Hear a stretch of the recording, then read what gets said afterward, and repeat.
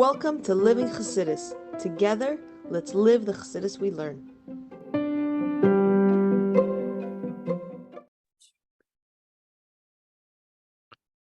Good morning, everybody, and welcome to Chassidus in the Morning, 15 minutes to change our lives. Look at the Sichos, Chalak Aleph, Parshas Vaera. So, we're talking Parshas Vaera. We're talking how Moshe, at the beginning of the sixth Parsha, is sort of continuation of the last sixth Parsha, sort of in the middle of a conversation, really. And Moshe complains to Hashem. Hashem tells Moshe in the last sixth Parsha, go to Paro and say, let my people go. So Moshe does, and Paro says, you know what? I see they have too much time in their hands, make their work even harder. And Moshe complains to Hashem, he goes, why have you caused more trouble? You're making your life harder. So Hashem comes and tells him, he says, hey, why are you complaining? He goes, the others didn't complain.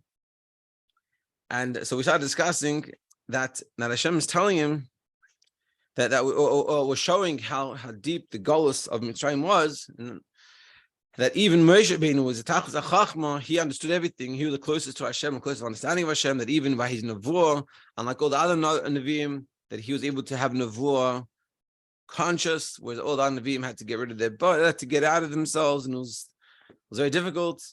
Even Moshe didn't understand. And even when he comes and he tells the Yidden, we're going to go, it says they didn't hear him, they weren't able to listen. It was so much going on. It was so intense. The challenges of Galus and Mitzrayim. Now, and then we said it's not that Moshe somehow gave it over wrongly. He gave it over from Hashem. This is a high level Shem Havayim. And nevertheless, they weren't able to hear it from the struggles of Galus. So let's see. Even more. Continuing on this point. Yes, I can even more. Zikarin, Zuchus Avos, remembering the remembrance of our forefathers. But Hashem is the one who said this. Davar Shehu Shiur Gadol B'Yesu should be a very big help. Remind yourself of the good old days and our forefathers. We're going to do is we can manage, we can get out of here. But even that wasn't enough. So we're going to show here a few of these things that should have helped. The Moshe Hayo call. Yisreinos, Hamenuyim. Even though we had all these things, like it says, we said Aleph is Gili Shem Havaye, Ba'arba L'Shen Shel Gula. Those 4 languages of Gula, 4 languages of getting out of this place. And then you have Moshe Rabbeinu, and it's coming through Moshe Rabbeinu. And you have Zikar and Zichron others. And also not just that, not just the 4 languages of Gula, not just it's coming from Moshe Rabbeinu. Even more, we also have the remembrance of our forefathers that they were successful. When this is coming to Hashem himself, nevertheless,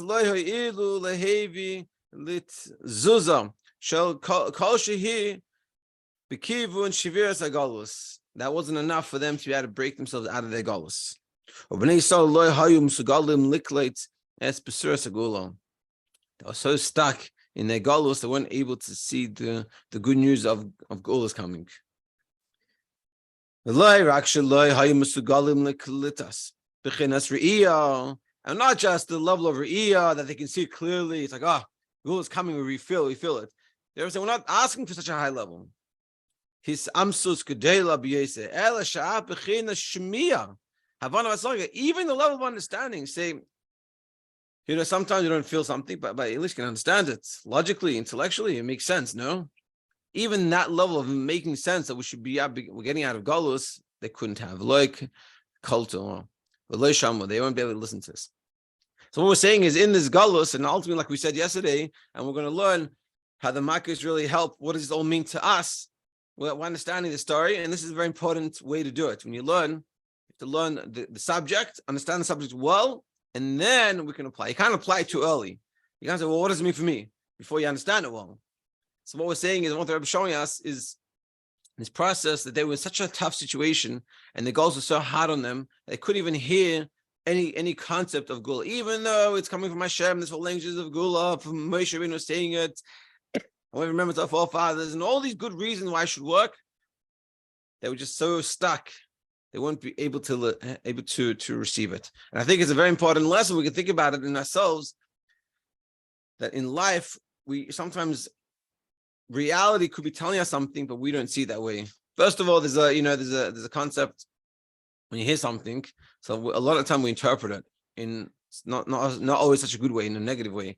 So first thing we have to realize: are we interpreting, or what's the facts? Like I heard a case story about a fundraising about this guy called someone. He's meant to be big Vaera about asking for donation. The guy's like, yeah, call me back. I don't have time. Call me tomorrow. And he called him, and he went to his secretary, and she's like, yeah, he'll call you back. He didn't call him back, and kept on schlepping around. And in his head, fundraising is not so simple, and the hara are running. Oh, he doesn't want to speak to me. He's trying to avoid me. And he ended up, he sort of gave up on it. And he's like, oh, leave it alone. And the guy told him, call me back in 2023. This is, last year, call him back 23. So he called him, same runaround. And then after like a while, the guy called him. He's like, oh, I'm really sorry, been so busy. I don't have a chance. Okay, let's do something. And he gave him a substantial check. And so what they were trying to show is that this guy, the shliach, what was facts and what was interpretation?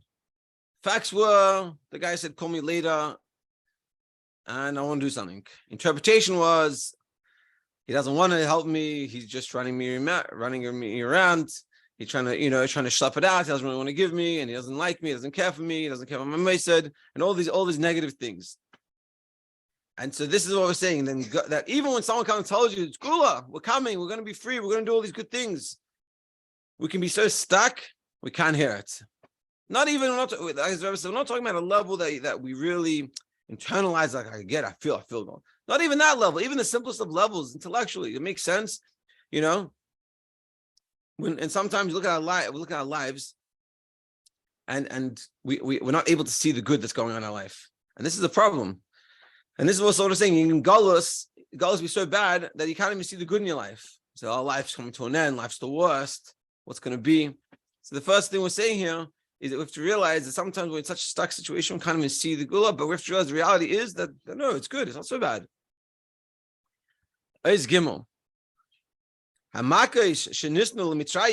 now we're going to start going through the makas, and what does it mean in spiritual terms? So the makas that happened in Mitzrayim, being that the galus are bad, what got us out of galus is the makas. So the makas is what made it possible for us to realize, hey, we're actually getting out of here. That was sort of the proof. The proof is in the pudding. That was the proof.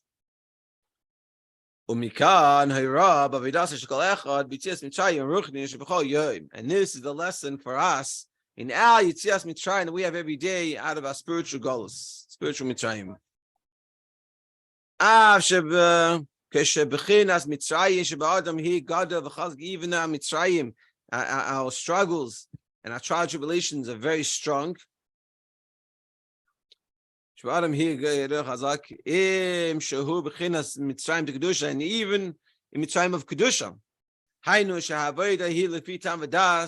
that our Vaera is according to our limitations, our reasoning, and that's why it's limited. Mitzrayim, meaning Mitzarim, it's constricted, it's limited.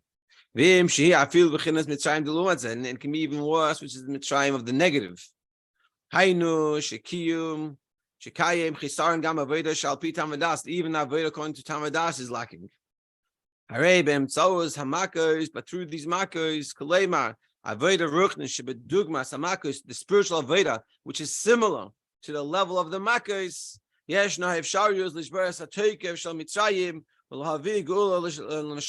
we can break the strength of the Mitzrayim and bring us to the Gula of the Neshama. Meaning, this is a beautiful word over here, meaning Gulas Mitzrayim we have within us every day we can have, and it's a spiritual Gula. It's Gula from the Mitzrayim. What's the Mitzrayim that we have? The Mitzrayim is the limitations. And the Rebbe says there's two types of Mitzrayim. There's a Mitzrayim of Kedusha, meaning that we don't push ourselves above and beyond what we think we're capable of, and we limit ourselves. And that's it's in the Mitzrayim of Tam V'das, that we don't go above Tam V'das. We say, that's what I can do. That's what's very important when we say to ourselves, I can't do it. That's a limiting thought, a limiting statement. So going out of the Mitzrayim saying, I can do it. I can do this. I can learn for this. I can push myself. That doesn't mean being unrealistic. but it means not limiting. Meaning you can't come and say, even though the last 6 months you haven't done anything, you can't say, today I'm going to run a marathon.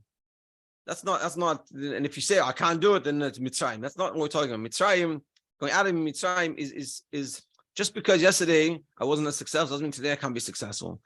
And just because I think I'm able to learn a certain amount or I'm able to do a certain amount of things doesn't mean I can't do more than that. And not limiting ourselves to that limiting mindset, but pushing ourselves and saying I can do more than that. That's what we're talking about. That's the going out of Mitzrayim of Kedusha, above and beyond our intellect. And the other one is the Mitzrayim, the sort of the negative Mitzrayim is just in the Tam Vadas, even logically things where we're limiting ourselves. That it's logically makes sense we should do it, but we're not even doing that. So you're saying, and how did we get out of Mitzrayim? It was through Makos. The Makos were broke the Mitzrayim and got us and helped us go out. So we also have to take those and understand what the Makos are in our terms of Vaera and how we can, and that can get us out of our Mitzrayim. So that's what we're going to understand, start understanding. Daled. Hamaka Rishena Shechelu Lishbaras Agolus Mitzrayim Hoisa. The first Makkah that happened in Mitzrayim, the start of the process of us getting out was the Makkah of Dam. Me Hanilus Hafchul Dam. The water of the Nile turned into blood. And we're going to discuss there's 2 levels of this water turning to blood, and what does this mean? So Tivam Shalmayi, in the nature of water here, Kvirus Velachus. It's wet and it's cold. Kvirus here, Hefucha Shekudusha. Coldness is the opposite of holiness. Shekain Hakudusha here, Bechiyanis, Kamosh Nema, because holiness is with life. Like it says in Avos Rav Nasan, in the Sefer of Rav Nasan, Asara Nikro Chaim, 10 are called living. Arishayna Nimna Sham, and the first that is there's enumerated over there is the Kadosh Baruch Hu, is God. Nikro Chaim, he's called life. Kedusha is life. And afterwards, Kol Eile Shedveikim Ach Kadosh Baruch Hu, and afterwards all the other levels are the ones that are connect to Hashem. Ruchnias, godliness is life. Chayurinus mevi chamimus, and life brings warmth. So nimtzas, it comes out shechariros, like we said, the water is cold and wet. So the coldness, shehi hefucha shel chamim, which is the opposite of warmness, he hefucha shel chayus kedusha, is opposite of the godly of godliness. Godliness is warmth and life. Water that's cold is synonymous with not godliness. So I'm moving a spiritually, what this means, who that the first thing yesh lishbaras hakariros. We have to break the coldness. Kishakayemes kariros linyane kedusha. We have coldness in regards to kedusha, and we're going to discuss what this means. Already here, my lida divine hamanagdim lekedusha. It gives birth to things that are against kedusha. Mishum kach haisa hamaka rishana. So the first makkah, the first thing that they happen in Mitzrayim and that we need to work on is in the Mayim. Hamsamelas as curious, which shows the coldness. So we're saying the first makkah was the blood transforming the water into blood. What's water? Water is coldness. Water symbolizes things against kedusha. Coldness and it's wet. We're going to discuss more of that, what it means tomorrow. But just for now, he's saying water is coldness. Coldness is the opposite of kedusha. Kedusha is warmth and life. And basically, we have the first step.